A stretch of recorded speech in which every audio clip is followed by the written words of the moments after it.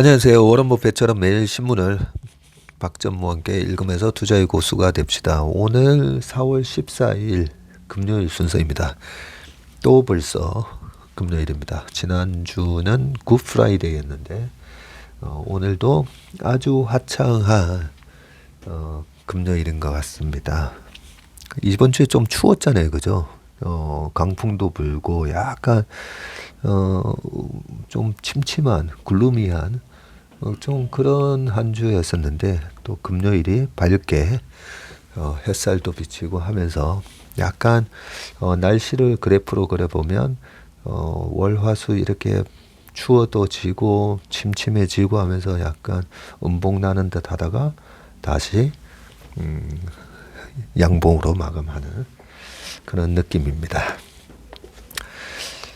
그리고 금요일은 또 책 소개를 해드리는 날인데요. 보이지 않는 손이 그린 침체와 회복의 곡선들 비욘드 크라이시스라는 제목이고요. 안근모 편집장님이 지으셨습니다. 안근모? 그래 보니까 예전에 안현모 씨라고도 있었잖아요. CNBC 진행하다가 어디 연예인하고 결혼을 하셨던 걸로 기억이 나는데 안근모 안현모 예. 아마 모자로 끝나는 그런 돌림이 있나 봅니다. 안근모 편집장님은 제가 보통 경제방송을 보다 보면 저분 나왔네 하고 이렇게 관심을 갖고 보는 분 중에 한 분이십니다. 말씀하시는 걸 딱 들어보면 저분의 깊이와 내공이 장난이 아닌데 이런 느낌을 주는 분이셔가지고 책이 나왔길래 봤더니 1994년부터 기자 생활을 시작하셨고요. 재정, 통화, 경제, 금융, 증권 분야를 취재하셨고 2012년 국내 유일의 국제경제 분석 전문 매체 글로벌 모니터의 창간을 주도해서 지금 현재 대표이사 겸 리서치 헤드로 일을 하고 계시네요. 96년 1월 한국은행 취재를 시작으로 중앙은행과 깊은 인연을 맺으셨고 네, 책도 많이 쓰셨네요. 보니까 샤워실의 바보들 2014년도에 저수하셨고 달러의 부활 2020년에 이거는 번역하셨었네요. 저랑 식사합시다 지난주에 이제 촬영도 했었는데요. 아무튼 되게 영광이었습니다. 굉장히 인사이트가 있으신 분이고 그런 고수분들하고 인터뷰하잖아요. 뭔 얘기를 하면 뭐 다 과거의 일에 대한 기억도 많으시고 정보도 많으시고 거기에 대한 통찰과 해석을 잘 해주셔가지고 상당히 의미 있게 인터뷰를 했던 기억이 납니다. 비욘드 크라이시스. 네, 전망의 덫에 빠진 시장에서 가짜 세력의 유혹을 어떻게 뿌리칠 것인가. 달러와 금리, 환율, 그리고 인플레이션과 리세션의 실체를 파헤치다라고 되어 있습니다. 김학균 센터장님이 추천사를 쓰셨네요. 저자는 금융회사의 이코노미스트들보다 인사이트가 더 깊은 분석가이다. 제대로 알아야 쉽게 설명할 수 있다는 사실을 이 책을 보면서 실감했다. 술술 읽히지만 책이 전하는 통찰은 얕지 않다. 금리 인상 이후의 세상에 대한 아이디어를 얻을 수 있다는 점은 이 책이 가진 또 다른 미덕이다. 예, 김한균 센터장님도 완전히 증권가에서 다독가로 엄청 유명하시죠. 거의 사흘에 일주일에 한 책을 3권 읽으신다고 제가 들었던 것 같은데 예, 그 기사로 이제 넘어가 보겠습니다. 첫 번째 기사는 좀 먼저 재미난 기사를 가져왔습니다. 타이거 우즈에 관한 얘기인데요. 여기 보니까 80대 노인 같았다. 3의 저주에 걸린 타이거 우즈 이런 식으로 이제 기사가 돼 있고요. 사진을 봐도 야, 타이거 우즈 하면 가장 먼저 떠오르는 단어가 자신감 아닙니까? 그죠? 근데 지금 이 사진은 전혀 자신감하고는 완전히 동떨어진 그런 표정인데, 마스터스가 열리는 미국 조지아주 오거스타의 지역지인 오거스타 크로니클은, 마스터스는 3으로 끝나는 해에 악천후를 겪는 3의 저주가 있다고 보도했다. 그래요? 2023년에도 사고가 많았다. 둘째 날 강풍에 나무 3그루가 뽑혔고요. 셋째 날에는 북풍에 폭우가 엉켰다고 합니다. 코스에 나가 있으니 주머니에 넣고 있는데도 손이 꼽았다. 선수들은 서바이벌 게임을 하는 것 같았다고 했습니다. 그리고 우즈도 3으로 끝나는 해에 마스터스에서 좋지 않았다. 그는 2003년 마스터스에서 압도적으로 강력한 우승 후보였는데, 스포츠 도박 사이트에서 2001년과 2002년 마스터스 우승자인, 그때 1년, 2년 연속 우승했었네요. 마스터스 우승자는 뭐 신이 점지한다, 뭐 이런 얘기를 하는데, 2번이나 연속 우승했으니까 참 대단한 실력이었죠. 이런 우즈에게 2003년도에도 우승을 하면 원금보다 막 약간 많은 돈을 줄 정도로 대부분이 타이거 우즈 우승에다가 배팅을 많이 했네요. 근데 타이거 우즈에 걸면 원금보다 약간 많은 돈을 주는데 왜 배팅을 했는지는 이해가 안 되네요. 하지만 우즈는 부진했다고 합니다. 첫날 76타를 쳤고 둘째 날에는 73타를 쳐서 겨우 컷을 통과했는데, 3라운드에서 우즈는 6언더파를 치며 선두를 4타 차까지 쫓아가 우승할 수 있다고 큰 소리를 쳤으나 최종 라운드에서 75타를 치며 미끄러졌다고 하네요. 2013년에는 골프사에 남는 치욕을 겪었다고 합니다. 좀 전은 2003년 마스터스 얘기였고요. 2013년에는 우즈가 3라운드 후반 공동 선두였는데, 파5인 15번 홀에서 친 세 번째 샷이 연못에 빠졌고, 우즈는 드롭을 한 후에 5번째 샷을 핀 옆에 붙여가지고 보기로 마무리를 했다네요. 그런데 그는 볼을 물에 빠뜨린 것보다 더 큰 드롭 실수를 했다네요. 우즈는 벌타가 포함되지 않은 스코어에 사인을 했고, 당시 규칙으로는 명백한 실격이었는데 마스터스는 2벌타만 매겼다고 합니다. 골프계에서는 우즈에게 불명예스럽게 경기하느니 자진 기권하라는 얘기도 나왔는데, 경기는 진행했고 결국 우승도 못했다고 합니다. 이 사건이 골프 황제의 실격을 무마하고 우즈는 이를 받아들인 이른바 드롭 게이트가 됐다고 합니다. 섹스 스캔들이 코스 밖에 우즈의 가장 큰 수모라면, 드롭 게이트는 코스 안에서 나온 가장 큰 오점이었다라고 하네요. 그리고 2023년, 근데 여기서 골프라는 운동이, 골프 치시는 분은 아시겠지만 그 심판이 없습니다. 가보시면 심판 없이 자기가 플레이하고, 물론 경기 진행 요원들이 다 있지만 매번 무슨 심판이 보통 뭐 축구나 배구나 탁구 보면 다 레프리가 있는데, 그죠? 레프리가 없습니다. 그래서 신사의 운동이라고 얘기하고, 어떤 그 스코어 카드 낼 때도 다 자기가 직접 써서 제출하다 보니까 그 신뢰를 되게 중요시 하는 거죠. 그래서 가끔씩 보면 이 스코어 카드를 제출할 때 그 부분에 대해서 누락된다든지 스코어를 제대로 안 적어서 실격당하는 선수들이 가끔씩 나오잖아요. 그런 아주 큰 실수를 했다는 거죠. 저는 드롭 실수를 해서 뭐 드롭을 이렇게 해야 되는데 뭐 드로우를 한다든지, 가끔 우리 골프 나가 보면 거기서 드랍하고 치세요 하면 이제 드로우를 하시는 분이 있어요. 저 앞에까지 공을 던져가지고. 예, 그러시면 안 됩니다. 골프를 칠 때 보면, 저는 골프 치다 보면요, 우리가 등산을 가도 사람을 안다고 하지만 골프 쳐보면 그 사람의 인격이 다 드러나지 않습니까? 그죠? 예, 속이는 분들도 있고, 그냥 약간 뭐 오비 나거나 이러면 오비 났다고 해서 치면 되는데, 그 바지에서 이제 알까기 한다 그러잖아요.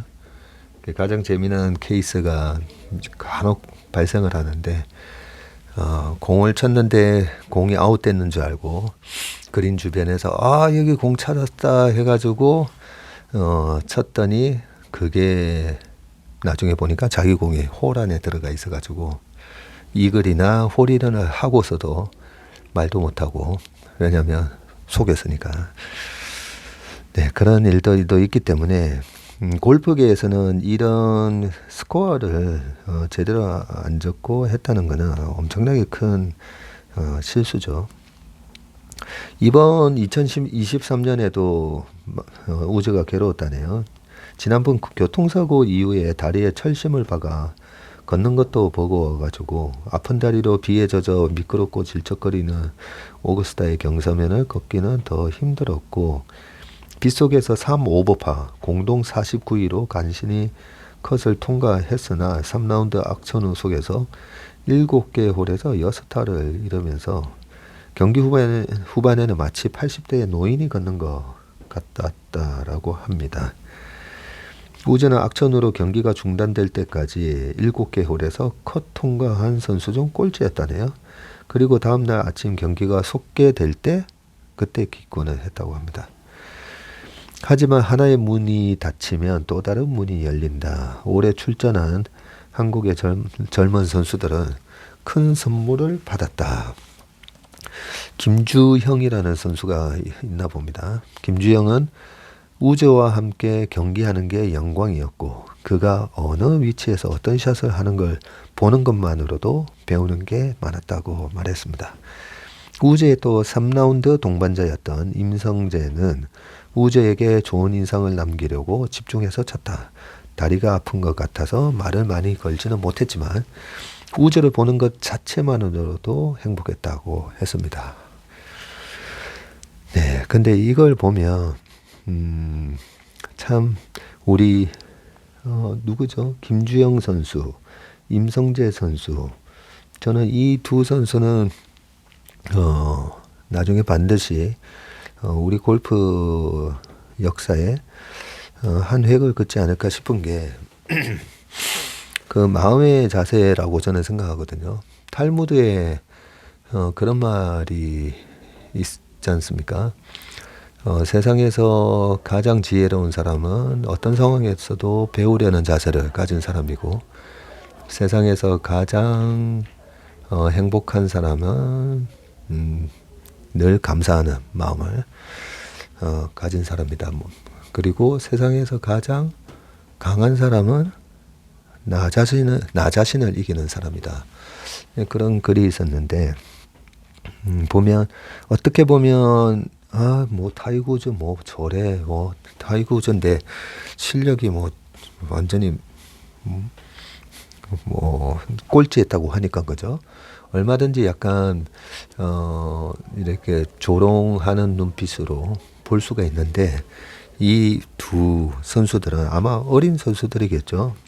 모르겠습니다. 어린지 아닌지 모르겠지만 김주영 선수, 임성재 선수가 이렇게 타이거 우즈를, 그렇게 꼴찌를 하는 타이거 우즈를 보면서도 그가 어느 위치에서 어떤 샷을 하는 걸 보는 것만으로도 배우는 게 많았다라고 합니다. 예, 우리 주식하는 사람들도 이런 마음을 좀 배울 필요가 있을 것 같습니다. 그러고 보니까 우리가 워런 버핏을 조롱하지는 않잖아요. 그렇죠?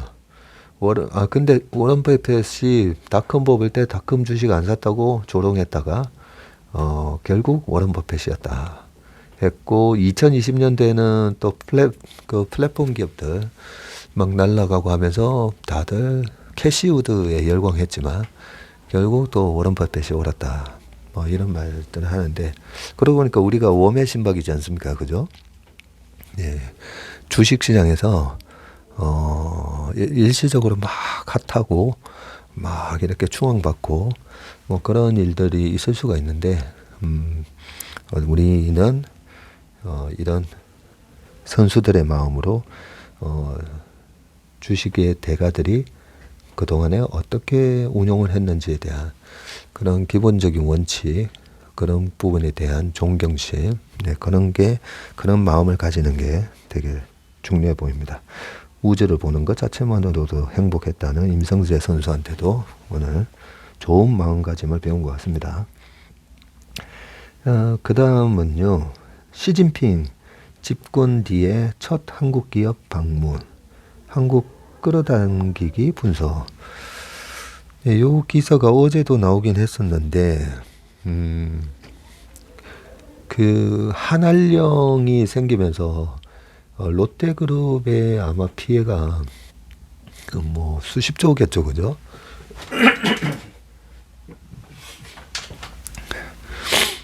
뭐 그것뿐이겠습니까? 한알령 사드 보복에 대한 한알령으로 2016년 이후로 많은 기업들이 중국에 투자를 하고, 아니면 우리나라도 마찬가지죠, 그죠? 중국 요커들을 맞이하기 위해서 그때 당시에는 그 호텔이 엄청나게 생겼지 않습니까? 들어오는 관광객을 다 그 수요를 못 채우다 보니까 웬만한 그냥 빌딩을 호텔로 개조를 했다가 작년이 최악이었죠. 지금 여의도에도 보니까 요 옆에 무슨 호텔 2개가 없어지더라고요. 그런 식으로 이 중국이나 미국이나 G2 국가는 특히나 이 지도자의 그 정책을 우리가 좀 잘 간파를 해야 되는데, 시진핑이 집권 뒤에 첫 한국 기업을 방문했다고 하니까 이 부분은 분명히 의미 있는 뉴스가 아닌가 싶습니다.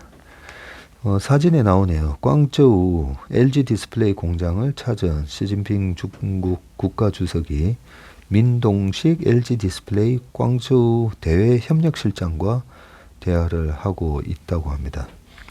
시 주석이 한국 기업의 중국 사업장을 찾은 건 집권 뒤에 처음이다.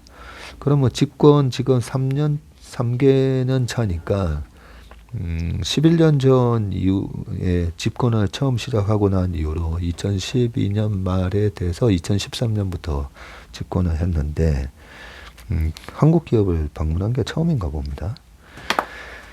예, 이런 깜짝 시찰을 했는데요. 12년 집권 이후에 처음 만네요.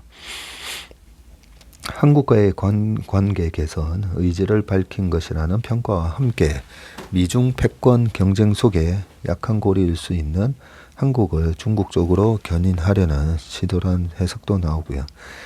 13일 중국 관영 신화사에 따르면 시 주석은 전날 광저우에 위치한 LG 디스플레이 공장을 방문을 해서 약 1시간 동안 브리핑을 받았다고 합니다.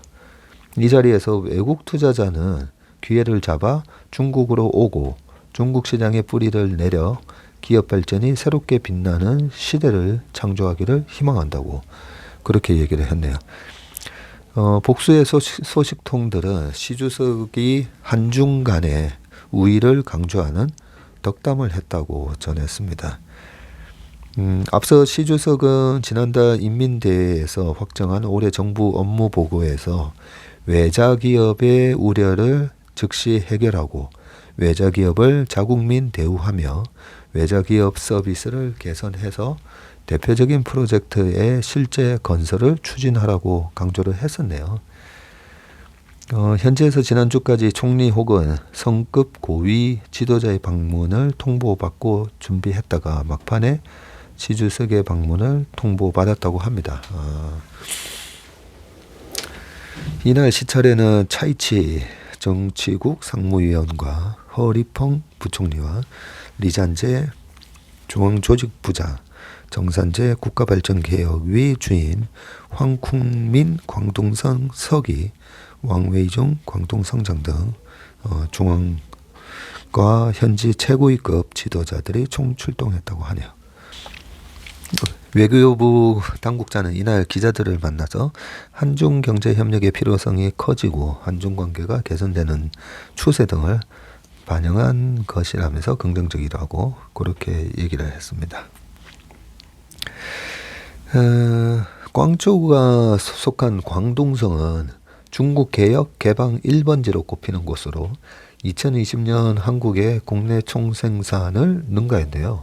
야, 이 광둥성 하나만 해도 우리나라 GDP를 능가했다고 합니다.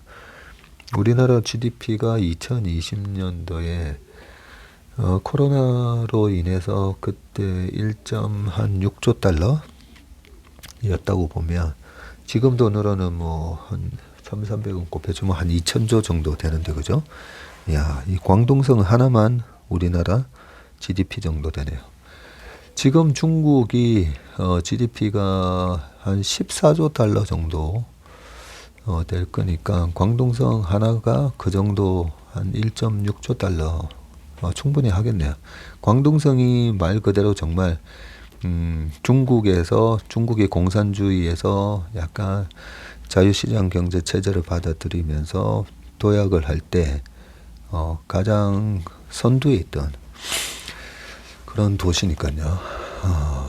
예전에 홍콩에서 만든 여러 가지 뭐 백부터 시작해가지고 하물며 짝퉁까지 다 이 광둥성에서 만들어서 팔았다고 할 정도로 제조업도 되게 발달돼 있고, 아마 중국 전체에서 상해랑 이 광저우시랑 요 두 도시가 1인당 국민소득도 꽤 높은 걸로 그렇게 알고 있습니다.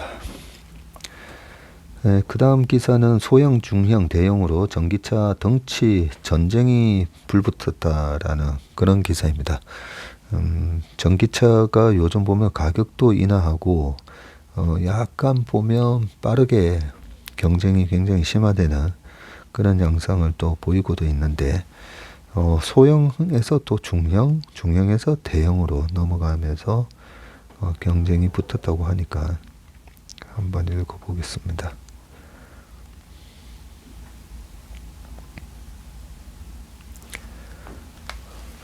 전기차 시장에서 덩치 전쟁이 시작됐다. 대형 전기차 출시가 이어지면서다. 지난해 하반기 BMW i7과 벤츠의 EQS를 시작으로 최근에는 기아의 EV9, 볼보의 EX90, 벤츠 EQS SUV 등 SUV 스포츠 유틸리티 차량 전동화 모델이 속속 시장에 진입을 했고요. 이에 차세대 전기차 기술 경쟁도 본격화하고 있습니다. 업계에 따르면 중소형 전기차가 초기 기술 경쟁이었다면 대형 전기차는 진검 승부에 비유된다고 하네요. 차체 무게만 2톤이 넘는 대형 전기차는 대용량 배터리가 들어가기에 소형차보다 뛰어난 배터리 기술력이 요구된다 그러겠네요. 가령 기아의 EV6에는 58에서 77kWh 배터리가 장착되지만 EV9에는 99.8kWh 배터리가 들어간다고 합니다. 네, 사진에 기아 EV9 되게 멋있게 나와 있네요. 휠 베이스가 3100mm 돼 있고 3m 10cm 정도나 되네요. 보니까 볼보 EX90, 제가 예전에 볼보 EX90 중고차를 3년 된 중고차를 3,100만 원에 사서 거의 폐차 직전까지 한 10년 가까이 넘게 탔는데요. EX90이네요. 그때는 XC90. 그리고 벤츠 EQS SUV 사진 멋있습니다. 그리고 소형 전기차에는 없는 고성능 모터도 필요하고 차체 설계와 안전과 연관된 기술도 완전히 딴판인데, 업계 관계자는 대형 전기차의 경우 단순히 배터리 용량을 늘리는 것에서 끝나는 게 아니라, 저도 그런 생각을 했었는데, 배터리 관리에 필요한 소프트웨어부터 고출력 모터 등 하드웨어까지 새로 개발해야 한다고 합니다. 양산차 기업은 저마다 최신 기술을 대형 전기차에 도입했다고 자랑을 하는데 기아 EV9 GT 라인에는 레벨 3 수준의 자율주행 기술이 현대차 그룹 양산차 중 최초로 적용이 됐고 고속도로 등에서 운전자가 운전대를 잡지 않아도 앞차와 안전거리 및 차로를 유지하며 최고 시속 80km로 주행하는 기술이다. 기아 EV9의 레벨 3 자율주행 기술이 적용이 됐네요. 그리고 볼보 EX90의 브랜드 역사상 가장 높은 수준의 안전기술을 추가했다고 하고, 볼보 하면 안전이었었잖아요. 그죠? 카메라 레이더, 초음파 센서를 통해서 차량 내 외부를 360도로 모니터링해서 탑승자를 보호한다라고 되어 있고요. 양산차 기업의 대형 전기차는 놓칠 수 없는 시장이다. 쉽게 말해서 돈이 되기 때문인데 대형화할수록 고가 부품이 쓰이고 옵션 가격도 비싸게 책정할 수 있다. 여기에 더해 대형 전기차는 시장 주도자인 테슬라의 약한 고리 중 하나다. 그래요? 테슬라가 모델 S부터 약간 대형으로 시작하지 않았나요? 테슬라는 최근 상대적으로 저가인 모델 3와 모델 Y 판매에 집중하고 있다. 반면 준대형으로 분류되는 모델 X 판매량은 정체된 상태라고 하네요. 지난해 모델 X와 모델 S의 인도량 합계가 66,705대로 2019년 66,771대와 비슷하다. 그래요? 2019년이면 작년에 131만 대, 21년도에 33만 대 팔았죠. 그리고 2020년도가 37만 대인가 팔았던 걸로 기억이 나는데, 그때는 이제 물론 이제 작은 모델이 없어서 그럴 수도 있는데, 일단 2019년하고 비슷하단 말이죠. 준대형 모델은. 이 부분 좀 중요한 얘기인 것 같습니다. 올해 초 한국 시장에서 선보인 모델 X는 글로벌 시장에서는 2015년 출시가 됐고요.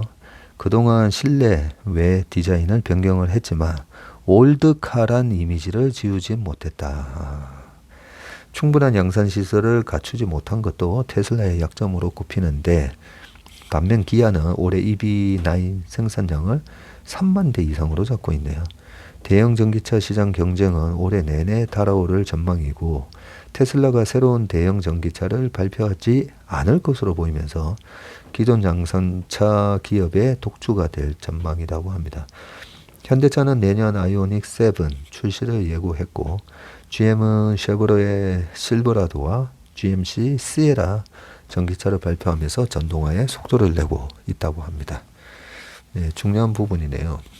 테슬라가 올해는 거의 180만 대 가까이 판매량이 늘어날 것으로 보이고, 그 정도 숫자는 얼마든지 이제 달성할 수 있다고 생각을 하는데, 가격을 낮추고 하다 보니까 지금 주식시장 컨센서스는 올해 EPS 증가는 5%가 안 되는 걸로 이렇게 얘기를 하고 있더라고요. 판매량만 보면 좀 전에 이제 180만 대 나누기 131만 대 이런 식으로 하면 한 37% 증가를 하는데, 왜 이익이 증가하지 못하지? 그런 부분이 지금 테슬라 주가에 영향을 주고 있거든요. 한 420불 하다가 100불 갔다가 지금 200불에서 왔다 갔다 하는 이유가 올해 실적에 대한 그런 정체 부분을 반영을 해서 여기서 이제 주가가 그냥 왔다 갔다 하고 있는 그런 상황인데, 대형차 시장에서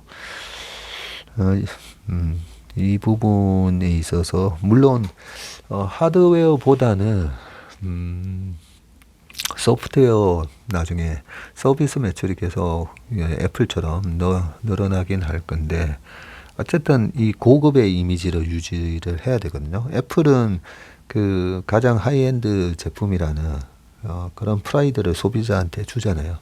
그러려면 비싼 차에서 계속 경쟁력을 유지를 해줘야 되는데 이 부분이 약간 앞으로 우리가 계속 지켜봐야 될 부분인 것 같습니다.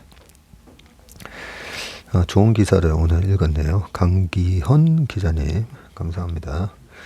그리고 인텔 ARM 파운드리 동맹 결성 TSMC 삼성의 도전장이라고 되어 있는데요. 요거 읽고 자꾸만 돌아서면 금방금방 까먹어가지고요.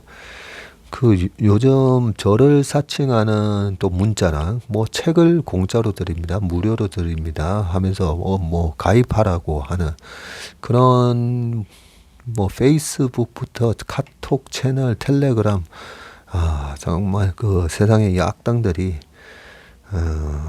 계속 그렇게 저를 사칭해서 뭘 한다고 그러더라고요. 저희 고객분도 속아가지고 거기에 가입을 했다가 아무래도 좀 뭐가 이상해서 저희 회사에 전화를 하셨다고 하는데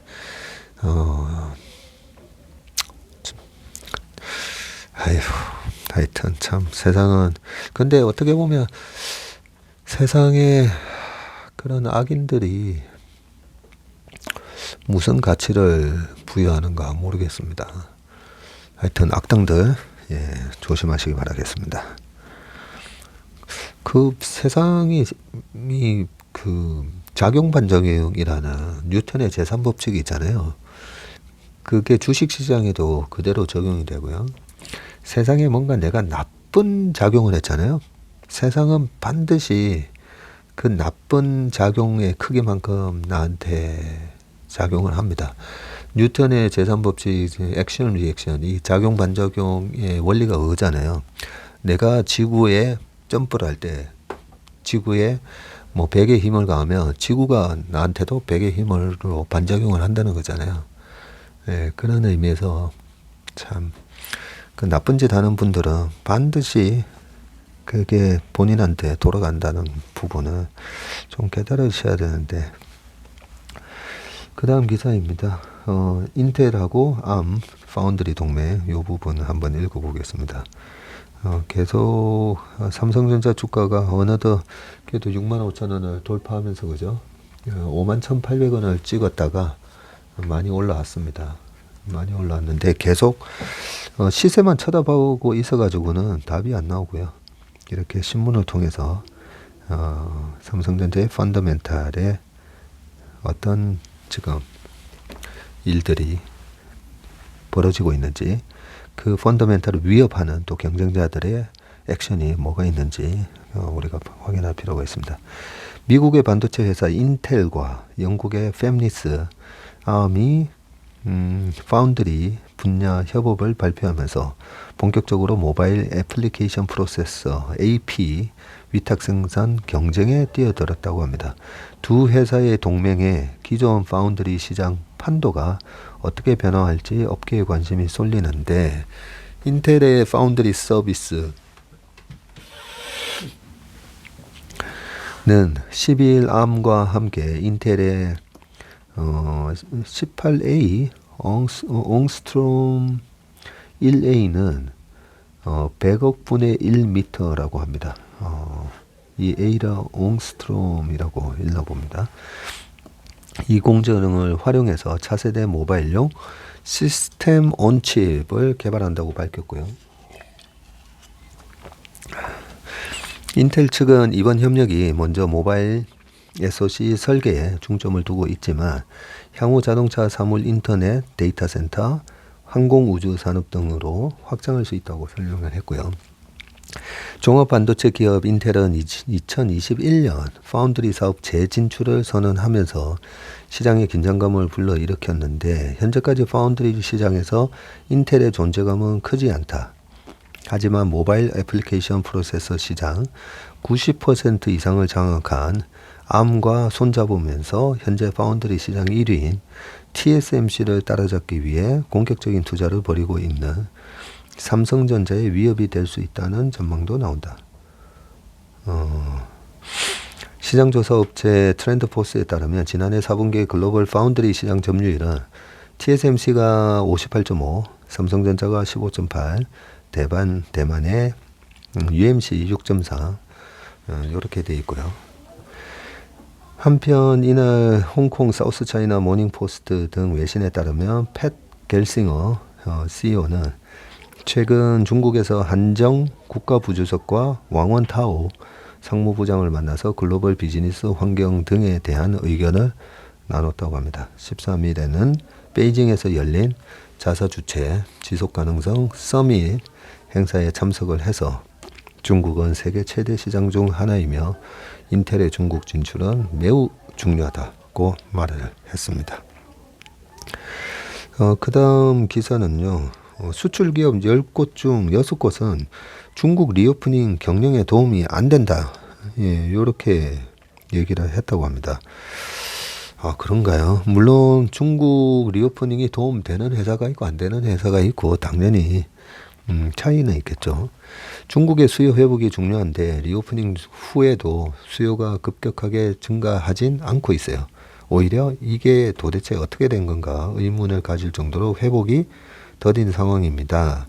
한 대기업 CEO는 중앙일보와 만나 이같이 말하면서 중국 내수가 살아나는 시기를 지켜보고 있다고 말을 했는데 중국 정부가 지난해 말 코로나 방역 정책을 완화한 뒤 경제 활동이 속속 재개되고 있지만 한국 기업들은 아직 중국 경제의 낙수 효과를 보지 못하고 있는 것으로 나타났다고 합니다. 440곳 중에서 도움이 되느냐는 물음에 61.8%는 그래도 긍정적인 대답을 하셨네요. 세부적으로는 기업의 매출 수익 등 실적 차원에서 영향이 없을 것이라고 답한 기업도 54.4%나 되고 있다고 하고요. 부정적 효과를 예상한 기업들은 그 이유로 대중국 수출 증대 효과가 크지 않을 것이라고 보고 원자재 에너지 가격 상승 요인으로 작용할 것, 코로나 재확산 우려, 긍정적 효과를 예상한 기업들은 중국으로의 수출 물량 증가, 중국산 부품 소재 조달의 공급망 안정 등을 또 들었다고 합니다. 실제로 중국 내에서도 소비가 기대만큼 살아나지 않아서 리오프닝 효과가 미미하다는 분석이 지배적이고 수출도 부진한데 관세청에 따르면 이달 열흘간 중국에 대한 수출 부진으로 대미 수출액이 대중 수출액을 앞지르는 역전 현상이 발생하기도 했네요. 이 대중 수출액이 대미 수출액의 거의 2배였는데 이게 역전되는 현상까지 나타났다고 합니다. 2003년 6월 이후 238개월 만에 처음이라고 하네요. 이에 반해서 중국 내 생산 활동 정상화로 수요가 늘면서 원자재 가격은 점점 오르고 있고 구리 가격이 지난 7월 저점 대비해서는 23%, 철광석 가격은 저점 대비 작년 11월 저점 대비 50% 정도 그렇게 올랐다고 합니다. 김현수 대한상의 경제정책팀장은 기업들이 중국 리오프닝 효과에 대해서 막연한 기대를 하고 있지만 아직 구체적인 성과는 나타나지 않은 것으로 보인다며 오히려 한중 수출 동조와 고리가 약해지고 피크 차이나 우려마저 나오고 있다. 그렇게 얘기를 했다고 합니다. 네, 우리는 신문을 봐서 아직까지 항공편이라든지 이런 인프라가 정상화되지 않았다는 걸 알고 있지 않습니까? 그죠? 네, 그런 측면에서는 앞으로 인프라가 서서히 다시 회복되면서 중국의 리오프닝 효과가 반드시 올해는 가파르게 나타날 거라 그런 생각이 듭니다. 네, 오늘 워맨신방은 여기까지 하겠습니다. 이번 주말도 행복하고 건강한 주말 되시기를 바라겠습니다. 고맙습니다.